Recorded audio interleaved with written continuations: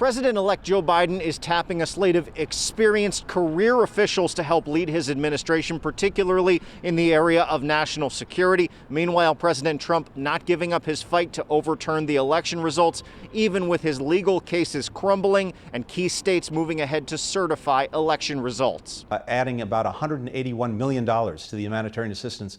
Antony Blinken, a career Democratic national security and State Department official, originally from New York, will be the next Secretary of State. This photo of President Obama and Vice President Biden watching the raid on the Osama bin Laden compound perhaps best captures his decades of service, mostly in the background, but there for key moments.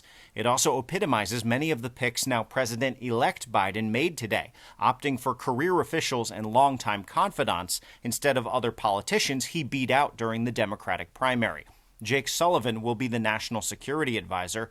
Alejandro Mayorkas will be the Secretary of Homeland Security. Avril Haines, the Director of National Intelligence. Linda Thomas Greenfield, the Ambassador to the United Nations. Former Federal Reserve Chair Janet Yellen will be the first woman to be the Treasury Secretary. Perhaps the only high-profile name is former Secretary of State, Senator, and presidential nominee John Kerry, who will be a special presidential advisor for climate and sit on the National Security Council. He is committed to selecting people, and as he indicated, has selected some people who are qualified, who are experienced, who are going to be prepared on day one to address the crises that our country is facing. The appointments come as states move forward with certifying election results. Today in Michigan, the state canvassing board appears to be ready to give Biden its 16 electoral votes.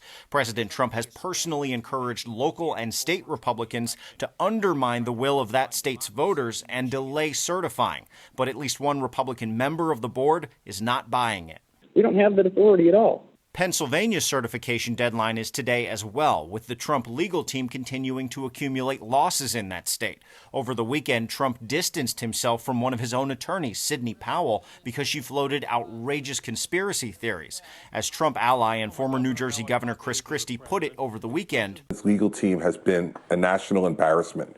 They allege fraud outside the courtroom, but when they go inside the courtroom, they don't plead fraud and they don't argue fraud.